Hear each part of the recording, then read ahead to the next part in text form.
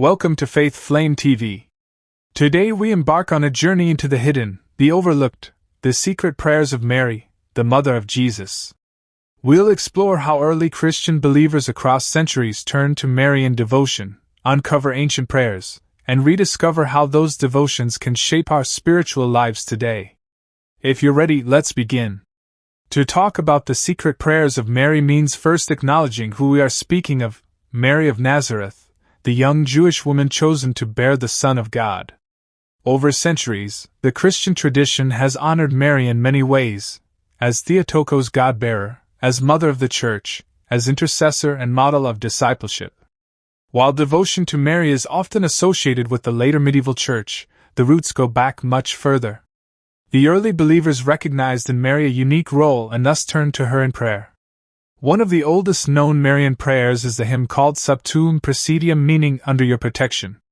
Found in Greek and Coptic manuscripts, it dates back at least to the 3rd to 4th centuries. The existence of such a prayer opens a window into how the early church revered Mary, not merely as a figure of biblical past, but as an active, present help in the life of faith.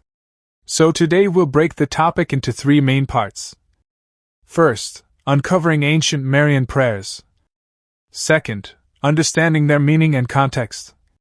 Third, how we might rediscover them in our lives. Let's move into the first part. Firstly, what are some of the prayers? While many are anonymous and attributed to early Christian communities, we can highlight a few key examples. The Sub Tuum Praesidium. Beneath your compassion we take refuge. This hymn was used in liturgical settings and shows the early church's trust in Mary's intercession. While not exclusively Marian, the broader set of ancient Christian prayers show the pattern of invoking heavenly help, intercession, protection. For example, one prayer from the early church reads, "We beseech thee, Master, to be our helper and protector. Save the afflicted among us, have mercy on the lowly, raise up the fallen." Attributed to Clement of Rome, 1st century. This shows how early believers shaped their language of prayer, help, mercy, restoration. The pattern of prayer in fixed hours. Christians adopted the practice of praying at certain hours of the day, 3rd, 6th, 9th hour from early times. While this isn't uniquely Marian, it provides the spiritual rhythm into which Marian devotion could be placed. What makes Marian prayers secret or lesser known? Many of them were local, liturgical, monastic, not always widely circulated in modern devotional books. The fact that we still discover manuscripts, like papyri, showing these prayers means there is an almost hidden tradition of devotion. Let's pause for a moment. Imagine a believer in the 4th century, kneeling at twilight, whispering, "Under your protection," addressing Mary, not only as a distant historical figure, but as living help. That kind of intimacy is what we aim to recover today. Secondly, understanding the meaning and context. Why did early Christians pray to Mary? And what can we learn? A few reflections. Mary as intercessor and protector. The early prayer Sub Tuum explicitly places Mary as a refuge. In the world of 1st century believers, under persecution, exile, danger, this kind of invocation made deep sense. Also, Mary as model of discipleship. Devotion to Mary also arises from her yes in the Annunciation, her presence at the cross, her faith. Turning to her means turning to one who walked the path of trust in God. Furthermore, Mary in cosmic significance, by calling Mary Mother of God, Theotokos, at the Council of Ephesus in 431, the Church affirmed her unique role. Devotions to her expanded accordingly. While our main prayer is earlier, this context matters. And devotion and spiritual rhythm. When prayers are embedded in daily patterns, fixed hour prayer, monastic rhythm, it becomes more than words. It becomes a way of living. Likewise, Marian devotions can provide that rhythm, at dawn, at dusk, in times of trial. Lastly, what secret devotions mean for us today. These prayers remind us of spiritual traditions that exist beyond our modern-day devotional books. They connect us to the cloud of witnesses. They invite us to a deeper, quieter engagement with faith. Practically speaking, what might this look like for a believer today? Here are 3 suggestions. Choose a short ancient Marian prayer, e.g., sub Tuum, and repeat it in a moment of quiet. Let it be a doorway. Place the prayer in a fixed time of your day, perhaps after waking or before sleep, thereby creating a rhythm of turning to Mary. Allow the prayer to open up reflection. What does it mean for me that Mary is a refuge?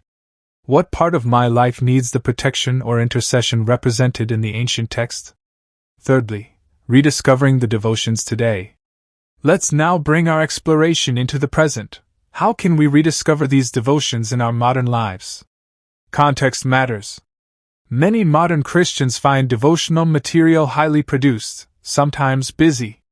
The ancient prayers tend to be simple, direct, and rooted in hardship and hope.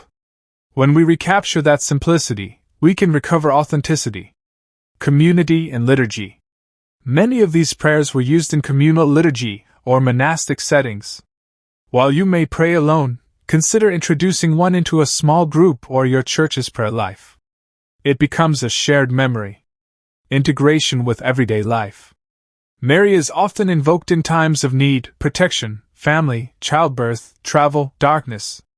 Rediscovering the devotions means applying them to real-life circumstances. For example, "Under your protection I take refuge," can become a nightly prayer for your home, your loved ones. Cultural resonance. For audiences in Africa, especially Nigeria, where Marian devotion is already strong in many traditions, these ancient prayers serve as bridges between local devotion and the global church's heritage. They help root our faith in a deeper soil. Under your protection, we take refuge, O Holy Mother of God. Do not despise our petitions and our necessities, but deliver us always from all dangers, O glorious and blessed Virgin. Allow the words to resonate. Feel your need. Feel the help offered. When you are ready, open your eyes. As we end, let's summarize. We explored one of the oldest Marian prayers, the sub Tuum Praesidium, and saw how the early church turned to Mary as intercessor, protector, model, anchor. We examined why those devotions mattered then, and why they still matter now, especially in a world of noise, distraction, and spiritual hunger. We offered practical ways to rediscover these devotions in daily life: prayer rhythm, integration with life, cultural resonance. If this video has stirred something in you, here are a few next steps. 1. Consider memorizing that short prayer and using it for a week. 2. Share this video with someone who might find encouragement in ancient devotions. 3. Comment below, how does Mary speak into your life? What area do you most need her intercession? Thank you for joining me on this journey into the secret prayers of Mary. If you enjoyed this, please like, subscribe, and hit that notification bell so you won't miss our next deep dive into faith, heritage, and spirituality. Until next time, may you find peace under her protection.